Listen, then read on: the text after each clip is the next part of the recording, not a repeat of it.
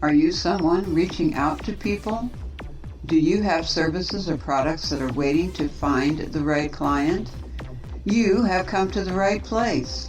Off the Cuff is dedicated to helping you make those important connections that allow energy to flow and empower both you and your company, as well as those seeking your quality services and products. Off the Cuff is not only a digital magazine or e-zine that highlights and showcases your authentic business, but can create things for you to use in your own spaces in the physical world and the internet. We create banners to fit your style and situations, logos, audio and video commercials, and so much more. Be sure to visit us at offthecuffezine.com and click on our Services tab. Peruse what our creative team has to offer, then connect with us to see how we can help you get yourself out there where your divine connections are waiting. Be sure to visit all of the areas of our website: blogs, radio shows, videos, and interactive live chat sessions. We are home to you and all who wish to connect with the same goals and life visions in mind. Are we unique from most others out there? Check us out and you decide. Off the Cuff, because, frankly, we are just folks wishing to empower you and who love each other as family here. Strictly off-the-cuff stuff. offthecuffezine.com.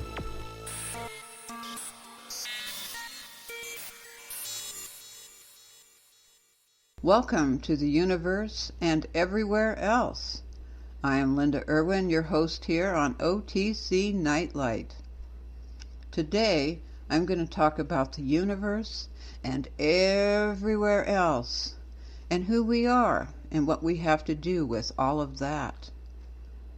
If you can close your eyes and envision the universe, you will see that even in your imagination, we are such a tiny speck.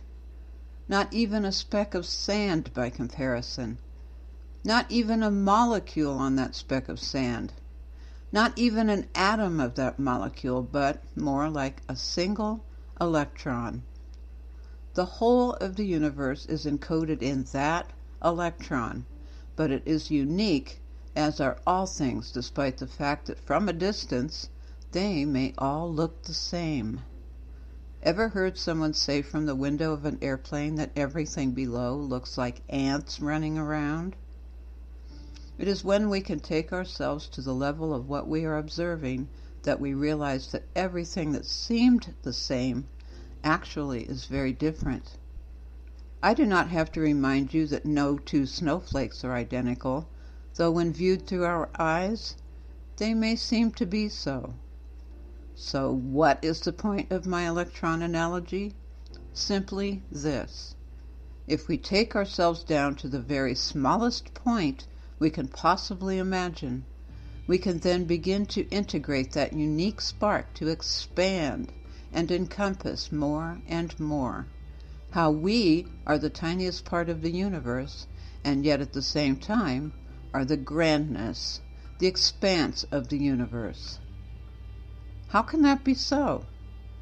How can we be two things at once, both the smallest and the largest? This is where the question comes in. How are we viewing these two measures? Through the eyes and minds of our physical existence? Much like we do with linear time, no doubt. We all agree what 1 hour of time, 1 day, 1 week feels like, but is that the truth of it? And even within these accepted rules for living in what we call the here and now, there will be differences in perspective and perception, though in order for us all to function together as separate sparks, we must have a generalized agreement for the purpose of understanding and relating. Yes, it may be potato versus potato, but the two are similar enough that they are relatable to our understanding. One may ask then, why do we agree to be in what we perceive as the here and now, as separate sparks in this atom we call life? My theory? Experience. What is the goal of people who make major motion pictures? To have them seen and experienced by the audience. An audience made up of a wide variety of people from all locations, all careers, genders, ages, an audience of sparks. There is a message to these films to be absorbed and experienced by the viewers. The director, actors, crew, and producers have spent a very long time crafting this visual and audio experience to direct the audience to react in a mental and emotional, and sometimes even some spiritual state to the desired outcome. Obviously, the creator of this film knew the outcome before it premiered in the theaters, but the audience, unless they found some sneaky means to obtain that information, does not. But yet, we all agree to be in the audience at different movies for the experience in a very linear fashion. A bit like what? For those who do not believe in reincarnation, you may skip this part of what I am about to say, but for those who do, the answer is a bit like our various lifetimes. Movies are set in different time eras, different locations, and from the viewpoints of different groups of people. Have you ever noticed that sometimes two completely diverse movies can star two or more of the same actors who have worked together in another film? These actors are not playing the same characters necessarily from each film, but yet they appear in different roles depending on the movie script. I think you may know where I'm going with this. Research Soul Group and Soul Family sometime and see how many theories there are about us inhabiting lifetimes with others we have been with before. As for the movie itself, you may like the story and the characters, and you may not. You may enjoy gothic romances, current-day action films, suspense and drama. You may enjoy films directed by a particular individual, or you may watch the movies just because the book, think of it as a full preview in advance of the movie, or the actors in it are something or someone you like.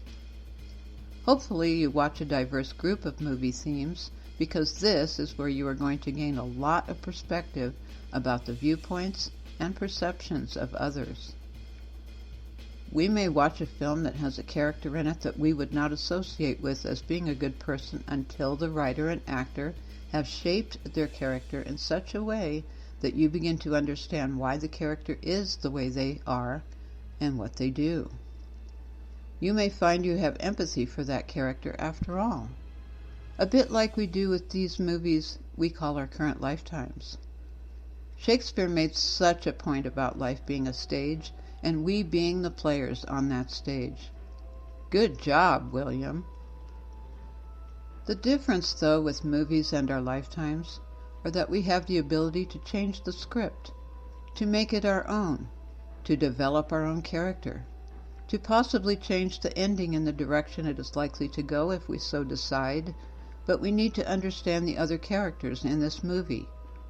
How do we do that? This is where role-playing comes in.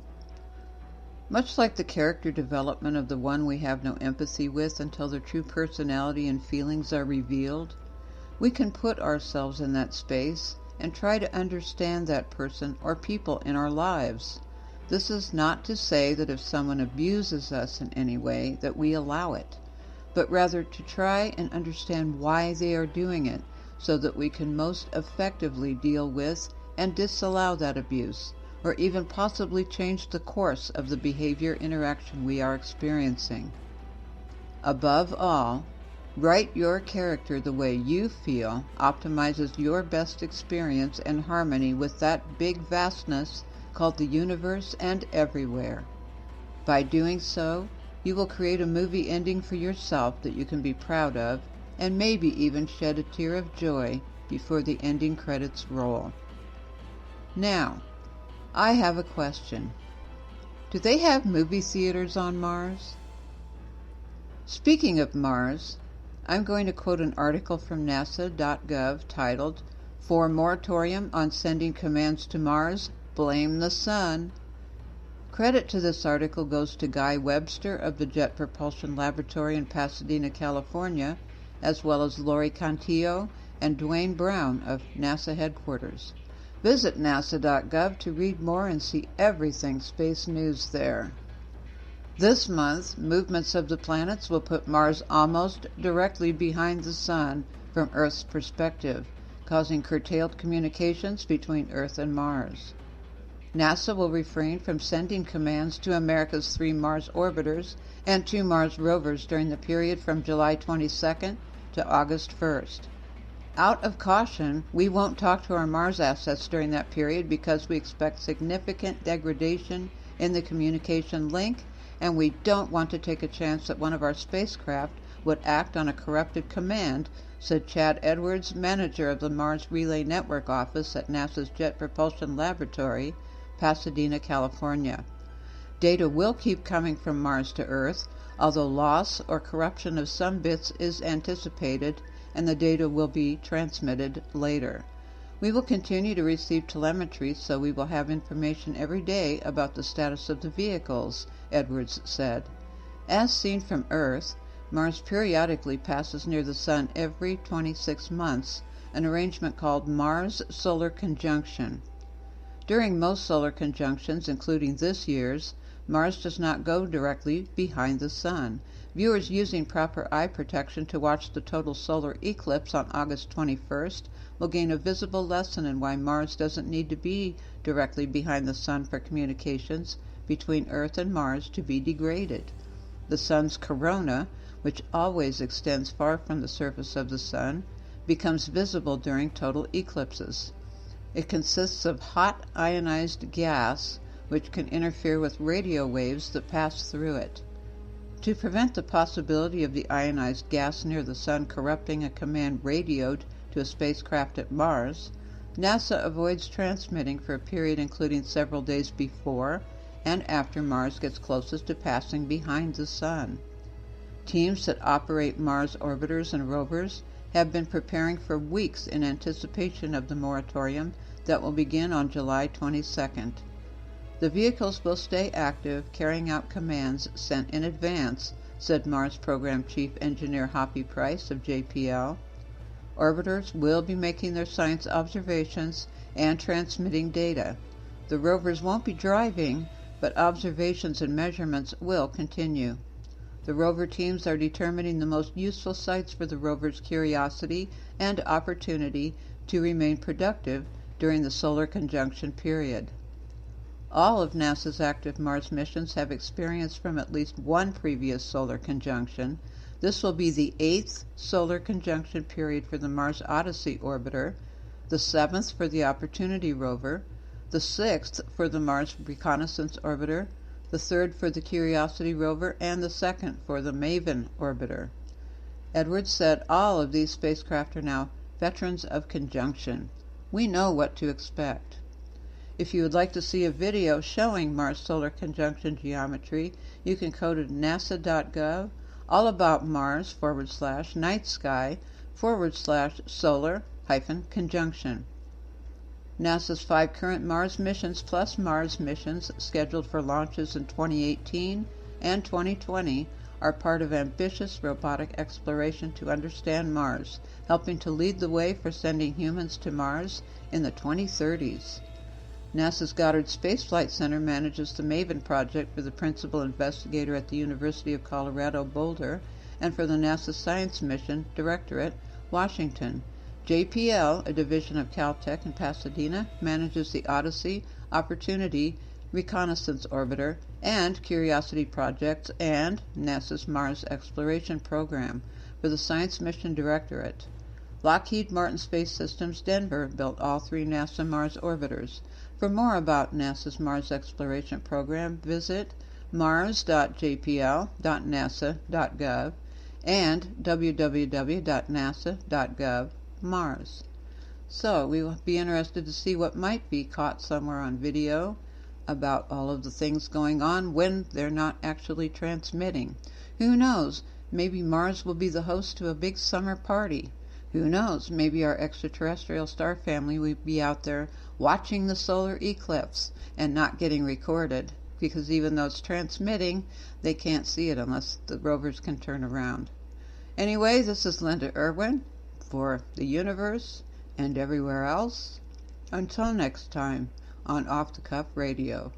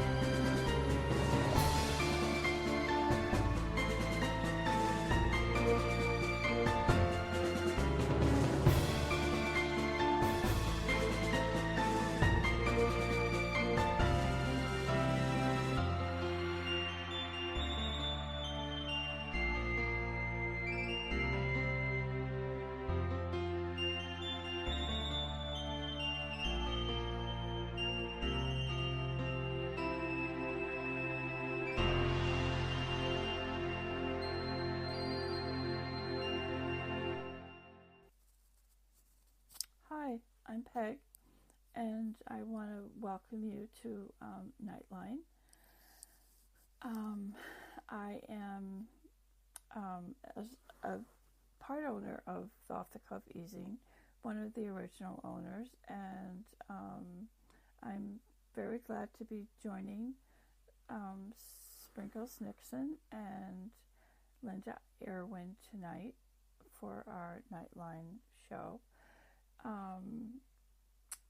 I am also an angelic life coach, and I'm an author, angel channeler, and teacher, and Akashic Records practitioner. And also I do energy healing with the angels, with an energy healing modality called in IET integrated energy therapy. And I'm also radio host of Wednesday's Whispers on Off the Cuff Radio, which I do plan to bring back in the fall. Within the administration of Off the Cuff, I am basically helping people to become columnists and to kind of give them the rundown of what is expected and to answer questions. And always looking for new people. So if you might be interested in wanting to be a columnist, you can get in contact with me on Facebook, or you can email me at pegjones3@gmail.com. So tonight I am going to be offering some angel cards because I feel like it's something that I've really kind of gotten out of doing a lot. So I thought that I would share some angel cards, and they're telling me that the cards are kind of for us throughout the week, maybe things to think about. And the deck that I'm using is the God, Goddesses, and Angels deck that was developed by Tony Carmine Salerno. And so the first card is the Angel of Psychic Ability. They remind us that we're all psychic, and within us it is a gift that we have all been given, but it is also something that many of us have not really developed. And we're all at different stages of development. It's in many ways it's kind of like learning to play a flute. We all have the ability to play a flute if we take the lessons, especially if it is not something that is something completely natural, like just picking it up and doing it. We have to have lessons to work towards understanding our ability to play this instrument, so we start in baby steps. And that is the same in understanding our ability, our psychic ability. So the card speaks of how your senses will be more heightened this week, especially the first part of the week. And the new moon of the 23rd is very much responsible for this, because it speaks of the opportunity to really put our goals and wishes and dreams out there for us, to imagine them and then to access them, or to start with the baby steps of making our dreams come true. Our intuition will be heightened by this because of this moon. And so the angels remind you, that once you put those intentions out to watch for the validations in all areas, in your life, in your career, in your relationships and work connections. And also they remind you not to be afraid to put yourself out there a bit more, networking, taking the first step in something, whether it's to say hello to someone, or a networking type thing for the work that you do, or for the work that you want to do, connection, maybe coming up with a new idea for a new program or strategies, or meeting new people and working with them to help you reach your goals too. Just speaking to people is a big help, just to get, especially if it's someone that has experience in something, that you would like to know more about, to just, like even do an informational interview. But they also remind you to pair your creativity and your intuition together, and understanding that each helps the other very much, and it's almost like once we understand that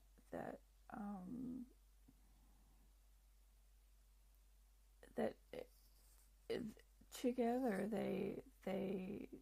it's almost like they develop and grow together too, and and understanding that a lot of what your creativity and intuition, the way that you receive is very much divinely planned, and given to you. So you might have an idea to take a class, or maybe, or to teach a class even, or, a new opportunity comes up for you quickly, or you meet that person that is going to really help you with the idea that you may have had that maybe you really weren't sure if you were going to do it or not.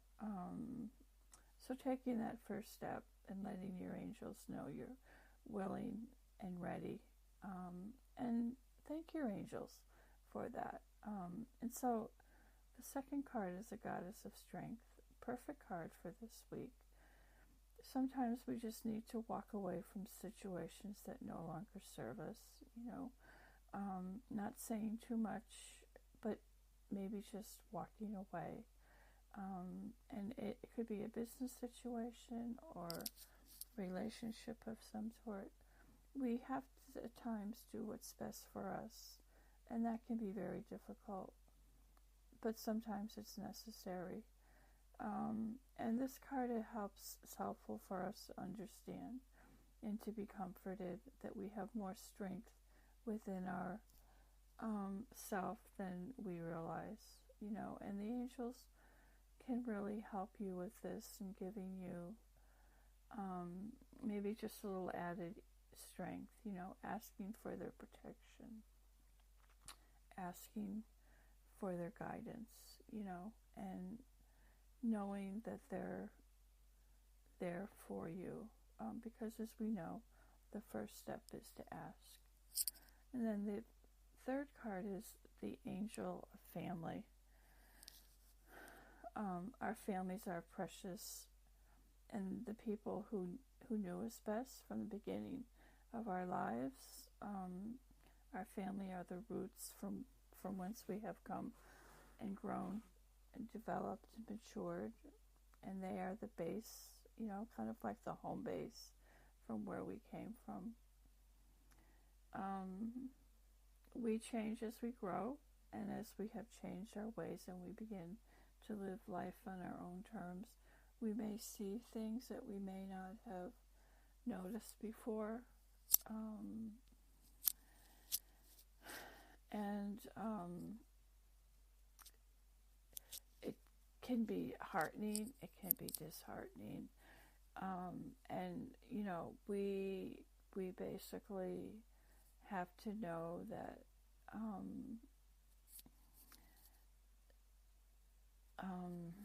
that the choices we make, have to come from ourselves, and it may not always be something that is agreed upon with other members, but to be true to yourself is most important.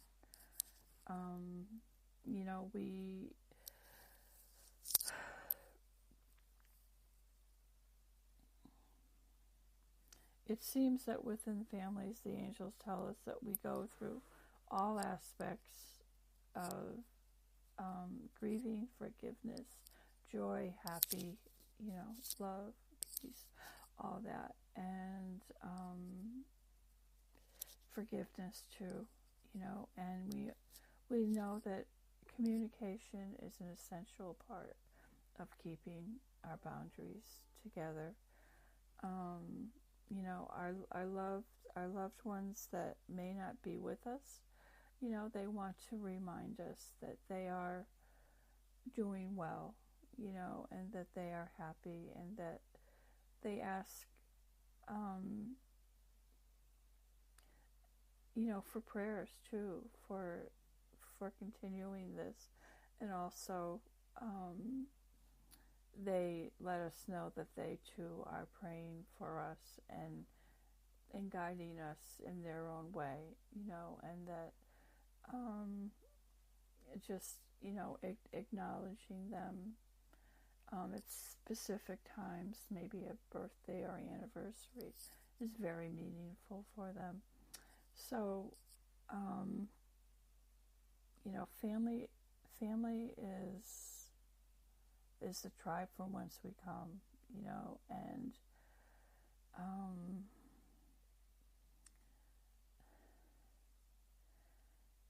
and the angels just ask you to try to understand and to try to have compassion if that is needed,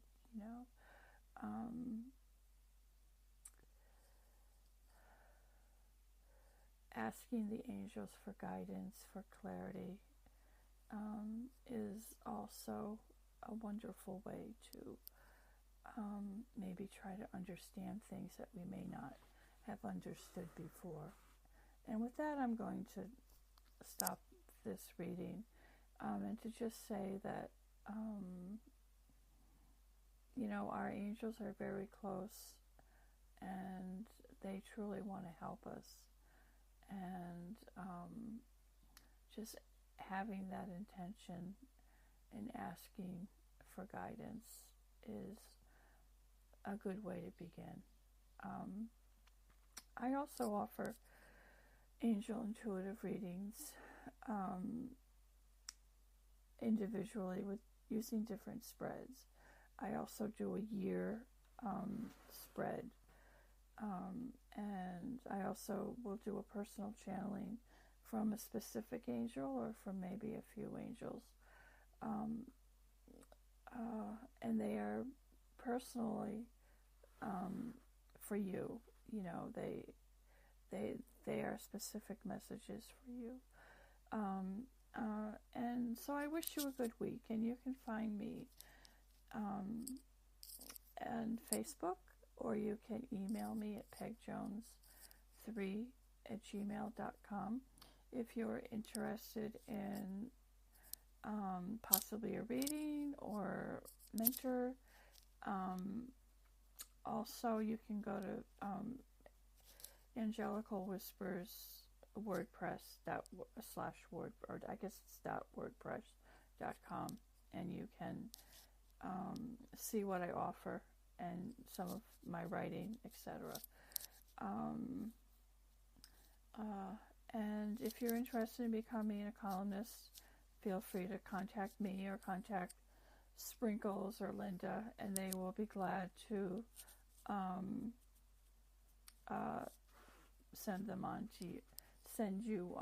send yourself on to me, and I can speak with you. So wishing you a week of joy and peace, and I look forward to next week's show.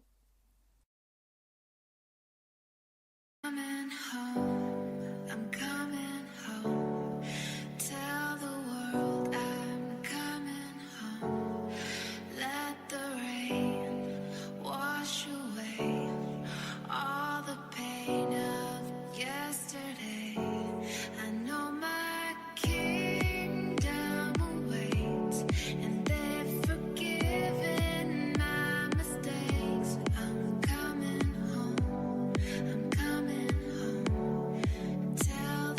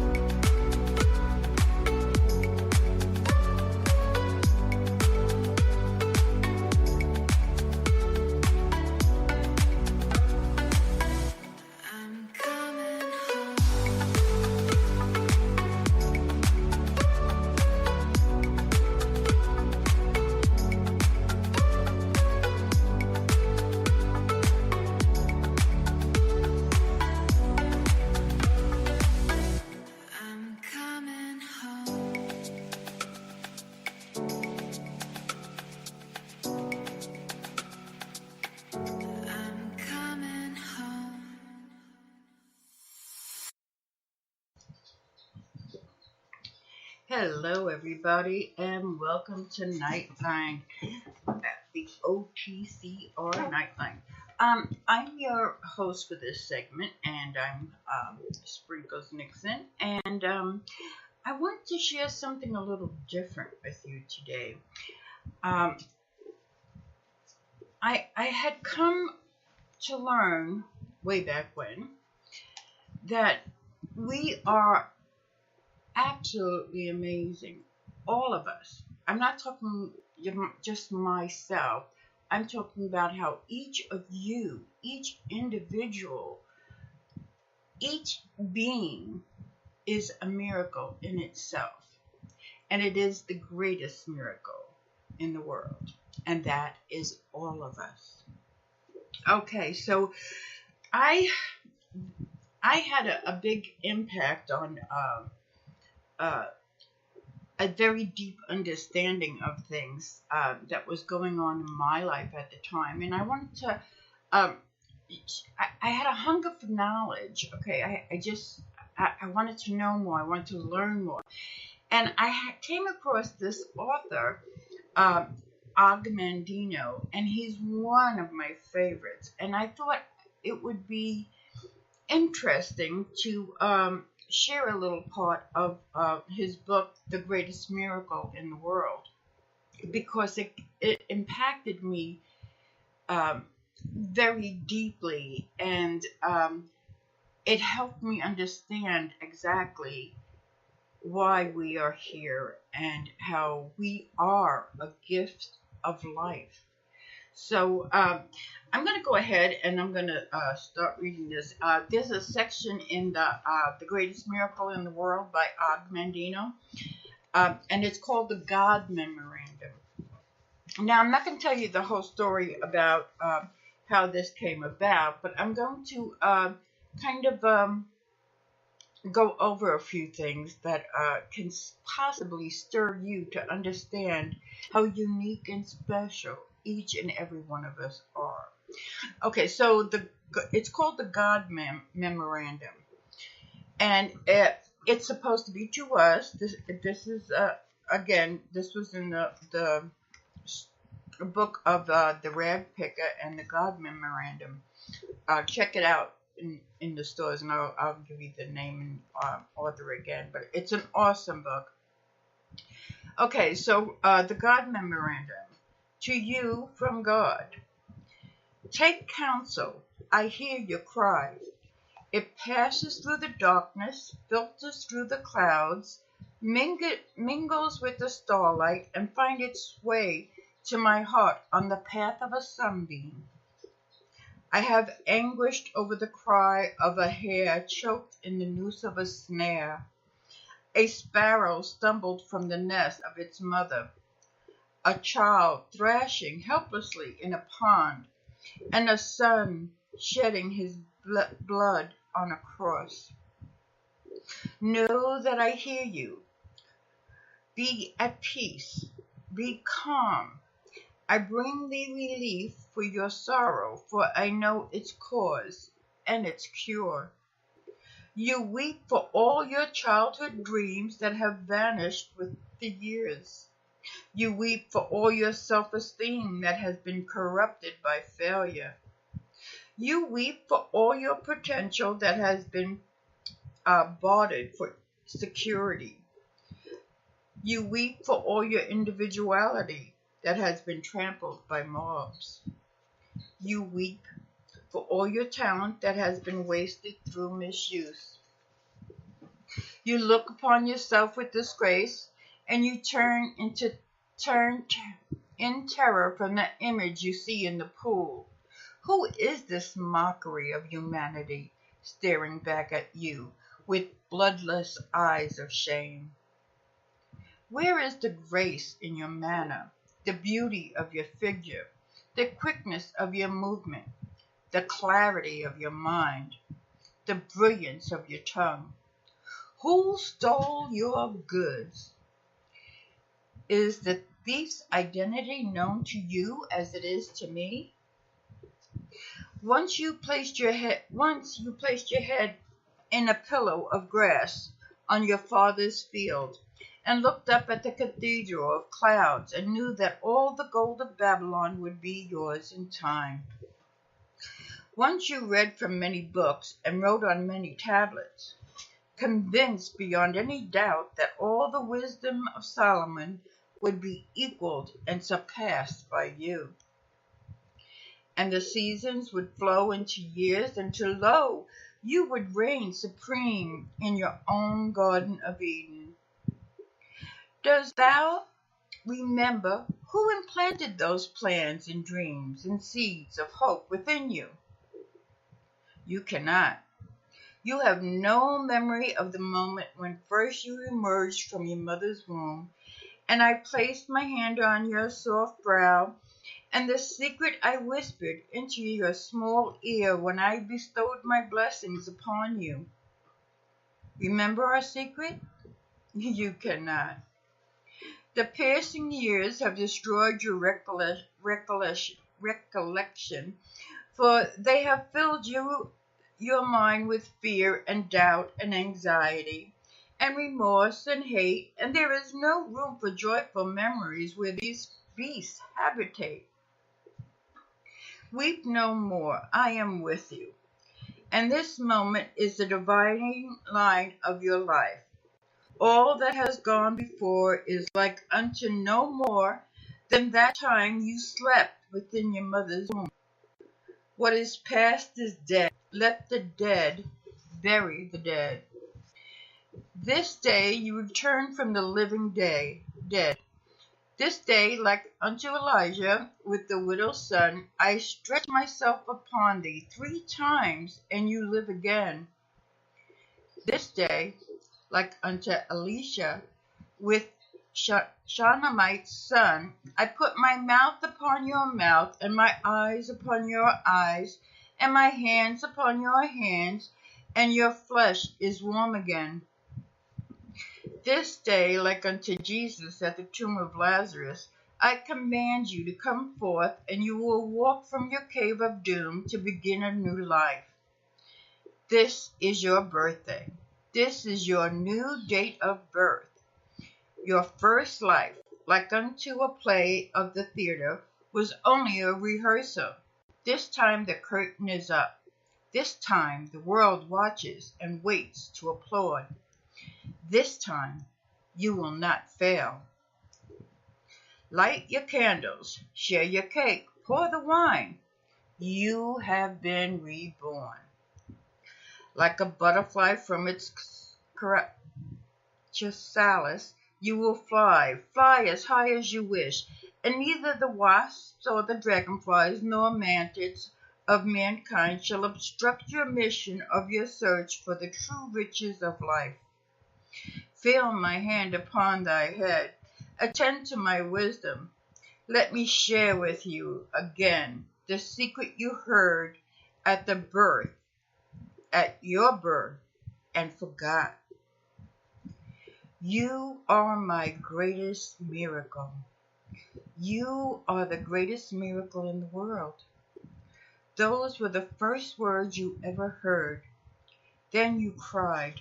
They all cried. You did not believe me then, and nothing has happened in the intervening years to correct your disbelief. For how could you be a miracle when you consider yourself a failure at the most menial of tasks? How can you be a miracle when you have little confidence in dealing with the most trivial of responsibilities?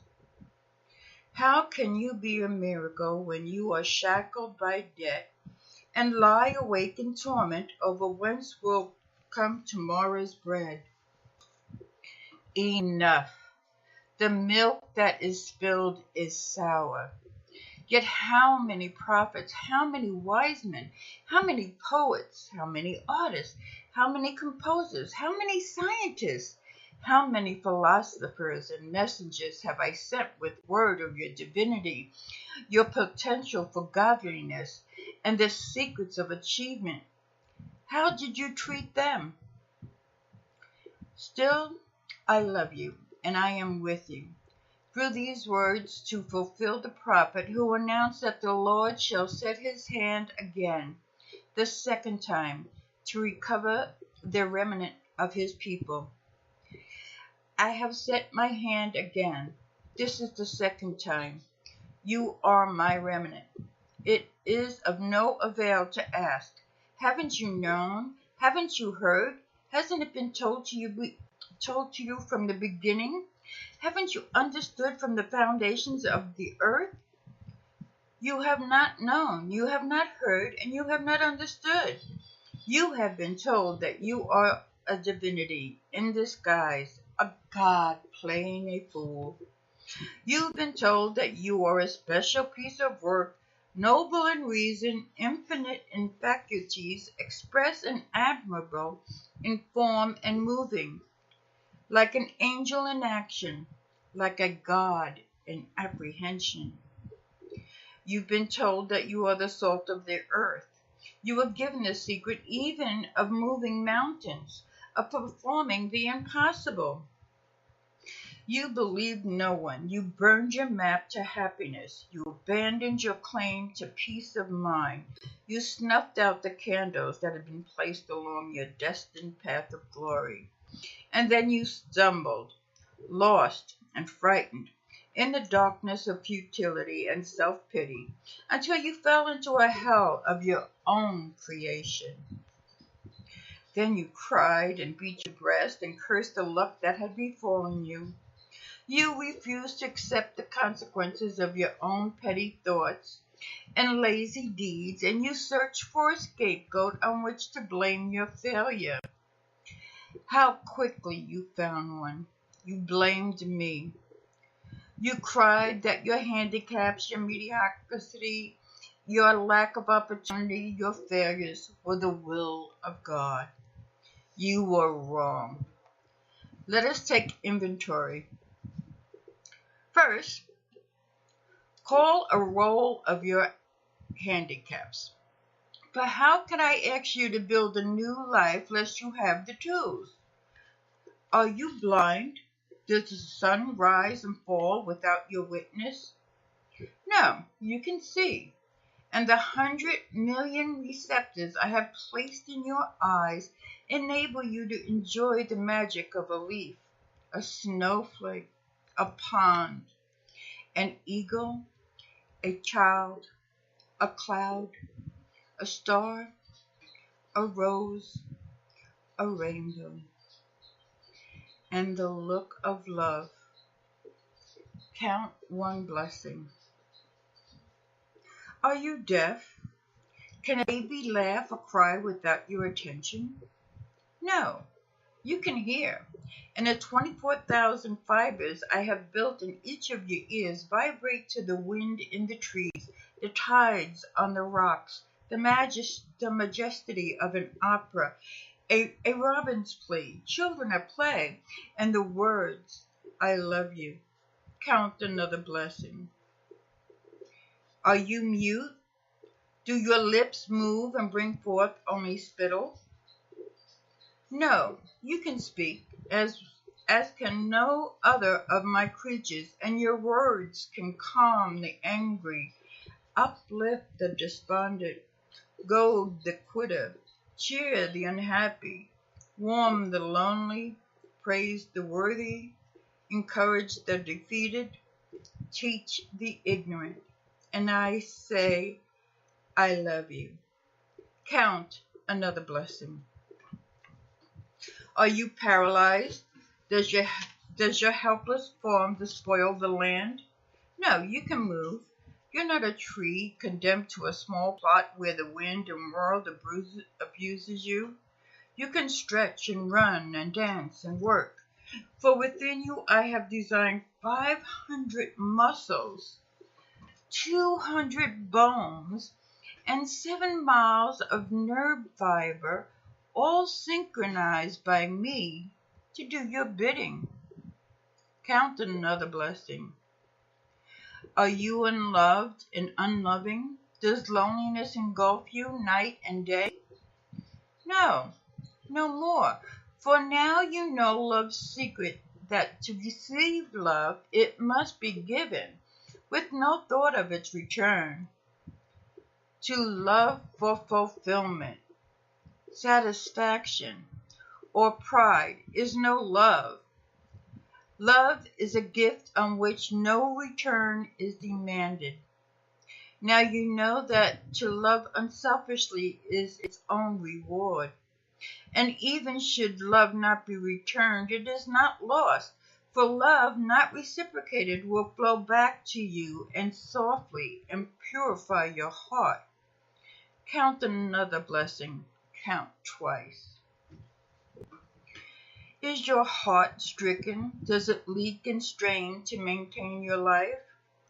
No, your heart is strong. Touch your chest and feel its rhythm, pulsating hour after hour, day and night, 36 million beats each year, year after year, asleep or awake, pumping your blood through more than 60,000 miles of veins, arteries, and tubing, pumping more than 600,000 gallons each year. Man has never created such a machine. Count another blessing. Are you diseased of skin? Do people turn in horror when you approach? No, your skin is clear and a marvel of creation, needing only that you tend it with soap and oil and brush with care. In time, all steels will tarnish and rust, but not your skin. Eventually, the strongest of those will wear with use, but not that layer that I've constructed around you. Constantly, it renews itself. Old cells replaced by new. Just as the old you is now replaced by the new. Count another blessing. Are your lungs befouled? Does the breath of life struggle to enter your body? No. Your portals of life support you even in the vilest of environments of your own making, and they labor away to filter life-giving oxygen through 600 million pockets of folded flesh, while they rid your body of gaseous waste. Count another blessing. Is your blood poisoned? Is it diluted with water and pus? No, within your 5 quarts of blood are 22 trillion blood cells, and within each cell are millions of molecules. And within each molecule is an atom oscillating at more than 10 million times each second. Each second, 2 million of your blood cells die to be replaced by 2 million more in a resurrection that has continued since your first birth. As it has always been inside, so now it is on your outside. Count another blessing. Are you feeble of mind? Can you no longer think for yourself? No, your brain is the most complex structure in the universe. I know. Within its 3 pounds are 13 billion nerve cells, more than 3 times as many cells as there are people on your earth, to help you file away every perception, every sound, every taste, every smell, every action you have experienced since the day of your birth. I have implanted within you cells more than 1,000 billion protein molecules. Every incident in your life is there waiting only your recall. And to assist your brain in the control of your body, I have dispersed throughout your form 4 million pain-sensitive structures, 500,000 touch detectors, and more than 200,000 temperature detectors. No nation's gold is better protected than you. None of your ancient wonders are greater than you. You are my finest creation. Within you is enough atomic energy to destroy any of the world's greatest cities and rebuild it. Are you poor? Is there no gold or silver in your purse? No, you are rich. Together, we have just counted your wealth. Study the list, count them again, and tally your assets. Why have you betrayed yourself? Why have you cried that all the blessings of humanity were removed from you? Why did you deceive yourself that you were powerless to change your life? Are you without talent, senses, abilities, pleasures, instincts, sensations, and pride? Are you without hope? Why do you cringe in the shadows, a giant defeated, awaiting only sympathetic transport into the welcome void and dampness of hell? You have so much. Your blessings overflow your cup, and you have been unmindful of them, like a child spoiled in luxury, since I have bestowed them upon you with generosity and regularity. Answer me. Answer yourself. What rich man, old and sick, feeble and helpless, would not exchange all the gold in his vault for the blessings that you have treated so lightly? Know then the first secret to happiness and success, that you possess, even now, every blessing necessary to achieve great glory. They are your treasure, your tools with which to build, starting today, the foundation for a new and better life. Therefore, I say unto you, count your blessings and know that you are already my greatest creation. This is the first law you must obey in order to perform the greatest miracle in the world, through the return of your humanity from living death. And be grateful for your lessons learned in poverty. For he is not poor who has little, only he that desires much. And true security lies not in things one has, but in the things one can do without. Where are the handicaps that produced your failure? They existed only in your mind. Count your blessings. And the second law is like unto the first. Proclaim your rarity. You have condemned yourself to a potter's field, and there you lay, unable to forgive your own failure, destroying yourself with self-hate, self-incrimination, and revulsion at your crimes against yourself and others. Are you not perplexed? Do you not wonder why I am able to forgive your failures, your transgressions, your pitiful demeanor, when you cannot forgive yourself? I address you now for 3 reasons.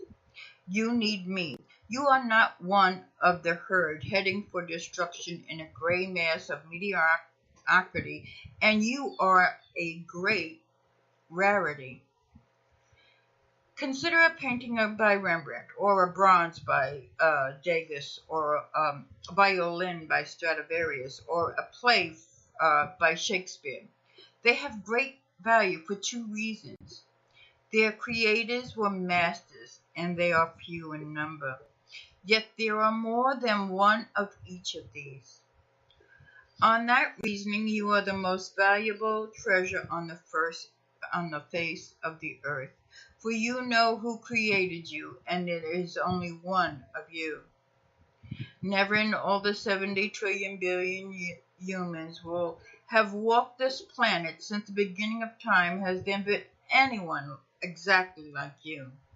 Never, until the end of time, will there be another such as you. You have known no knowledge or appreciation of your uniqueness, yet you are the rarest thing in the world. From your Father, in his moment of supreme love, flowed countless seeds of love, more than 400 million in number. All of them, as they swung within your mother, gave up the ghost and died. All except one.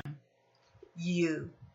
You alone persevered within the loving warmth of your mother's body, searching for your other half, a single cell from your mother, so small that more than 2 million would be necessary to fill an acorn shell.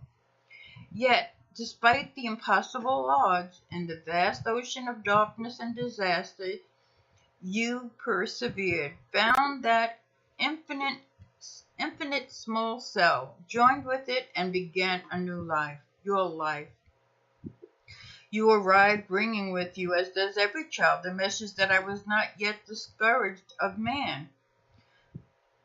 Two cells now unite in a miracle. Two cells, each containing 23 chromosomes, and within each chromosome, hundreds of genes, which would govern every characteristic about you, from the color of your eyes to the charm of your manner to the size of your brain.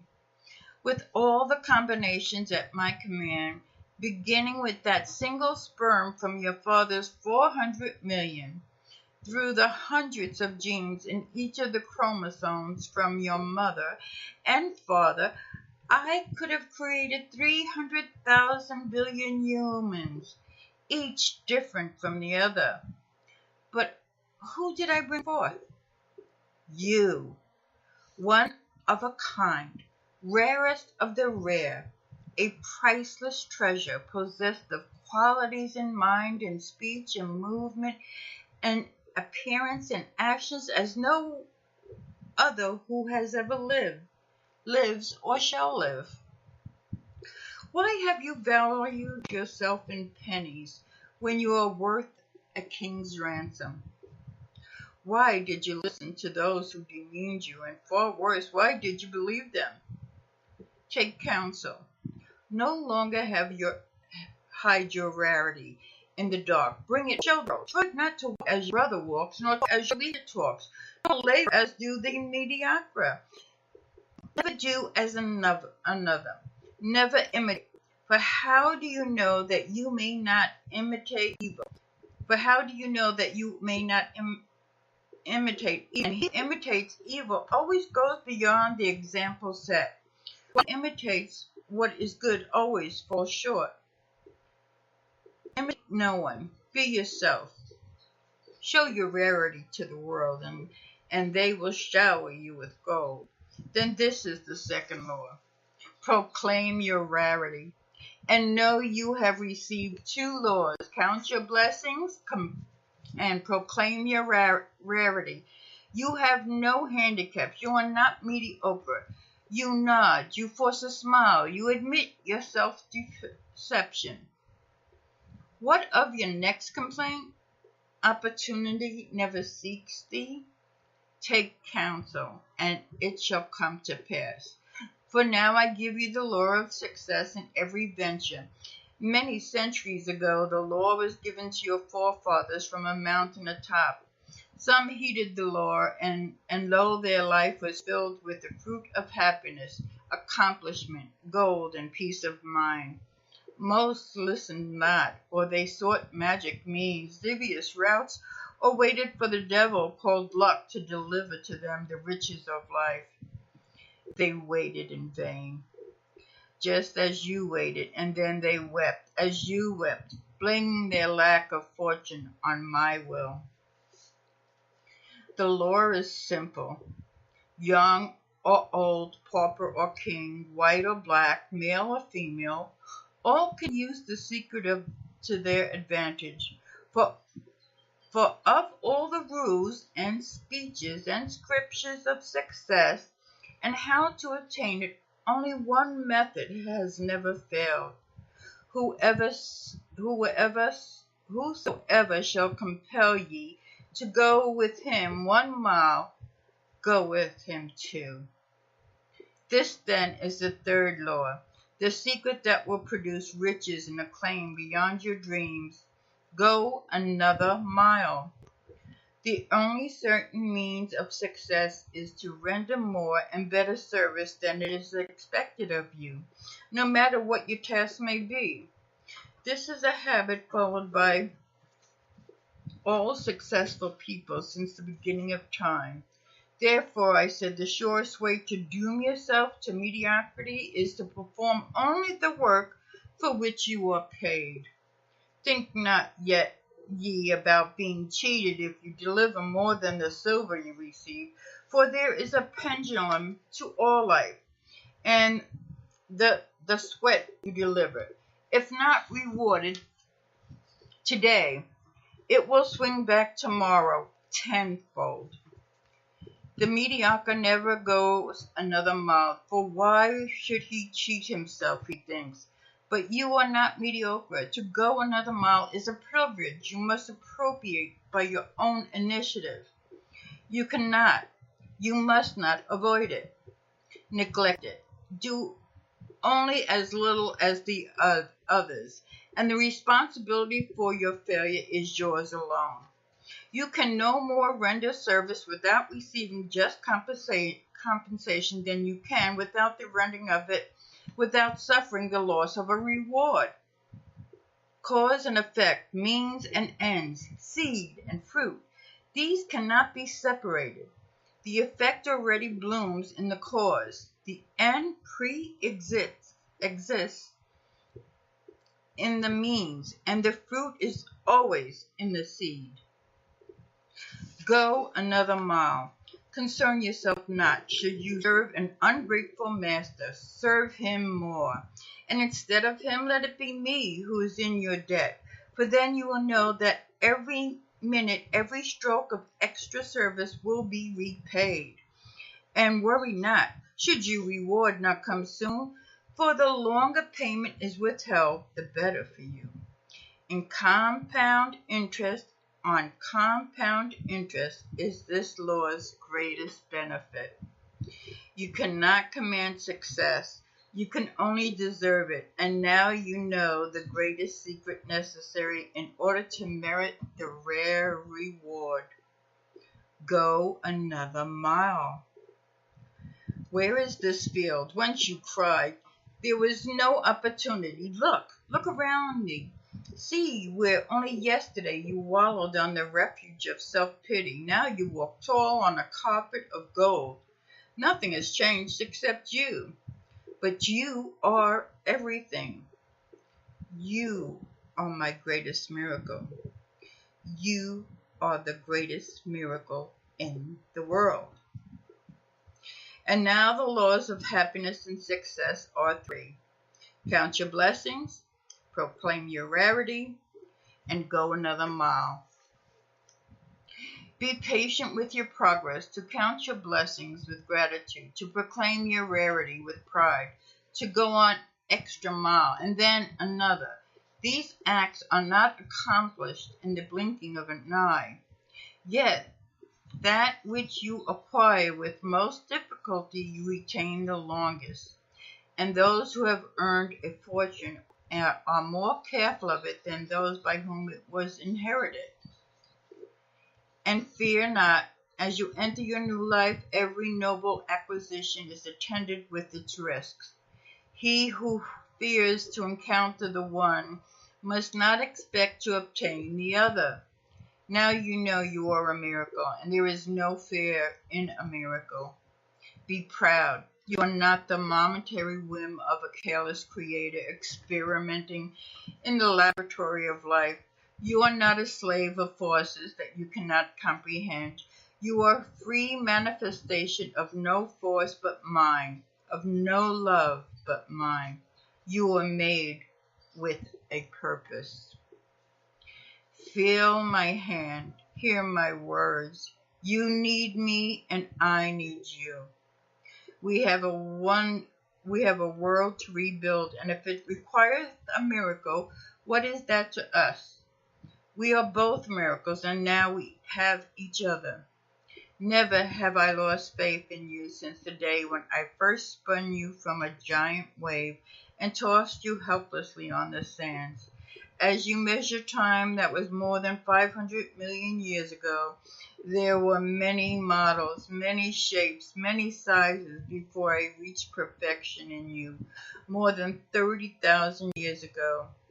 I have made no further effort to improve on you in all these years.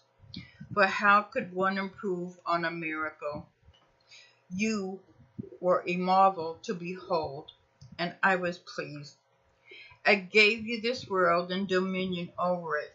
Then to enable you to reach your full potential, I placed my hand upon you once more and endowed you with powers unknown to any other creature in the universe, even unto this day. I gave you the power to think. I gave you the power to love. I gave you the power to will. I gave you the power to laugh. I gave you the power to imagine. I gave you the power to create. I gave you the power to plan. I gave you the power to speak. I gave you the power to pray. My pride in you knew no bounds. You are my ultimate creation, my greatest miracle. A complete living being, one who can adjust to any climate, any hardship, any challenge. One who can manage his own destiny without interference from me. One who can translate a sensation or perception, not by instinct but by thought and deliberation, into whatever action is best for himself and all humanity. Thus we come to the fourth law of success and happiness. For I gave you one more power, a power so great that not even my angels possess it. I gave you the power to choose. With this gift, I place you even more above my angels, for angels are not free to choose sin. I gave you complete control of your destiny. I told you to determine for yourself your own nature in accordance with your own free will. Neither heavenly nor earthly in nature, you were free to fashion yourself in whatever form you preferred. You had the power to choose to degenerate into the lowest forms of life, but you also had the power, out of your soul's judgment, to be reborn into higher forms which are divine.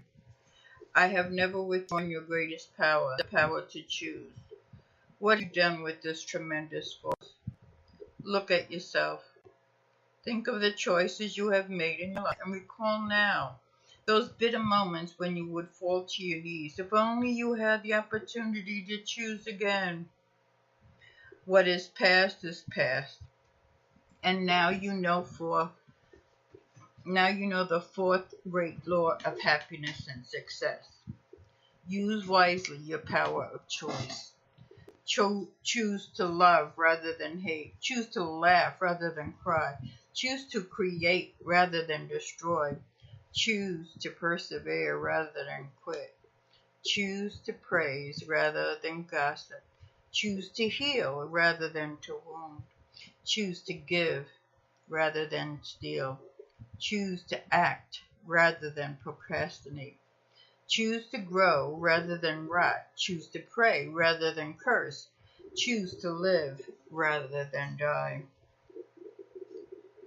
Now you know your misfortunes were not my will, for all power was vested in you, and the accumulation of deeds and thoughts which placed you on the refuge of humanity were your doing, not mine.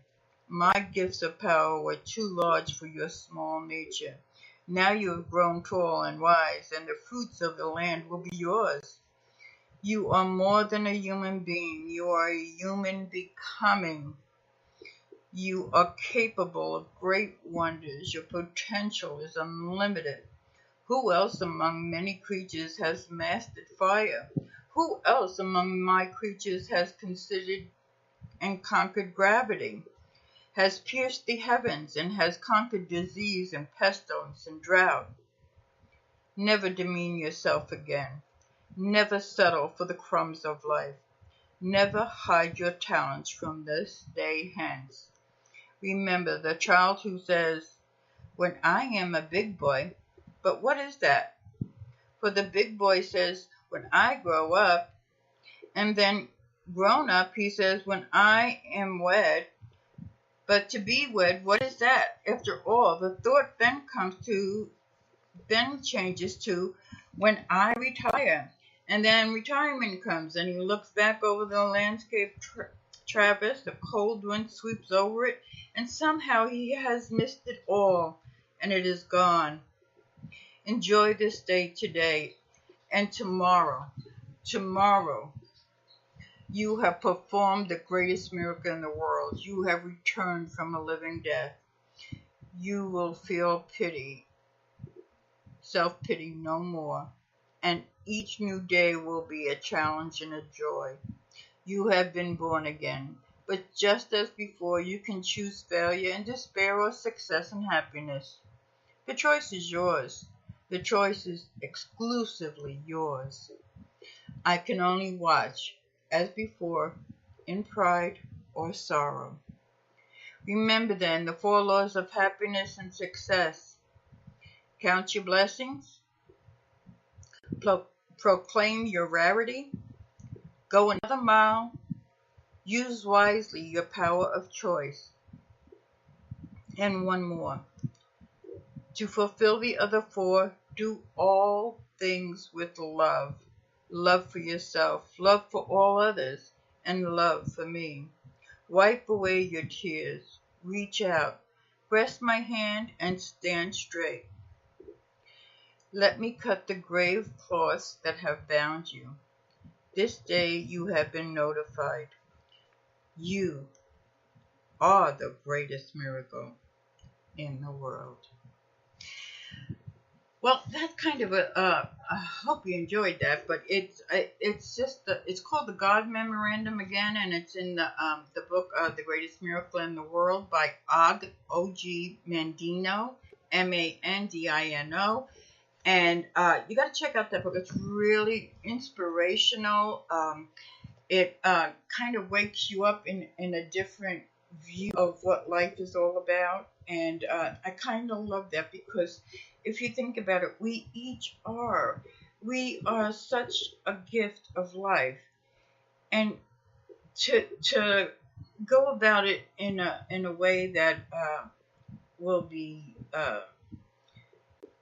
the lesser of us is not what was needed, what was wanted, but we do have that choice, and I only pray and hope that you choose the right one.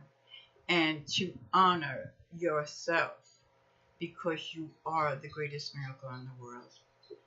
And thank you for listening in, and we'll see what's up next. Take care, everybody. Love and light. Coming home, coming